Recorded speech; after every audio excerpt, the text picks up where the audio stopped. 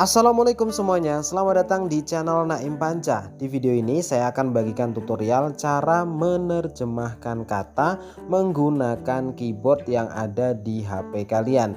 Dengan cara ini kalian nggak perlu menggunakan Google Translate ataupun kamus ketika ingin menerjemahkan kata dengan bahasa lain ya, atau menjadi bahasa lain seperti Inggris ataupun bahasa-bahasa yang lainnya.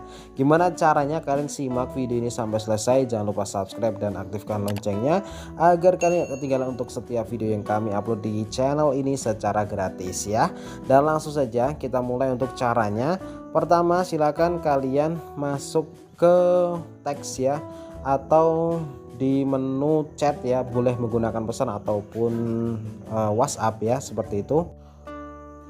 Oke, langsung saja di sini saya menggunakan aplikasi pesan di HP saya ya.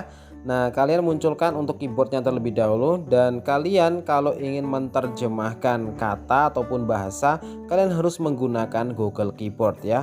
Untuk Google Keyboard kalian bisa pasang di HP kalian. Jika belum ada, kalian bisa mendownloadnya di Google Play Store. Untuk caranya ada di atas ini. Kemudian langsung saja kita mulai. Untuk caranya kalian bisa langsung klik icon kamus ataupun translate di sini di samping icon gerigi. Nah, ini dia. Nah, di sini sudah muncul untuk pendeteksi bahasa ya. Kalian ketikkan saja di sini kata yang ingin kalian ubah ke bahasa lain. Contohnya,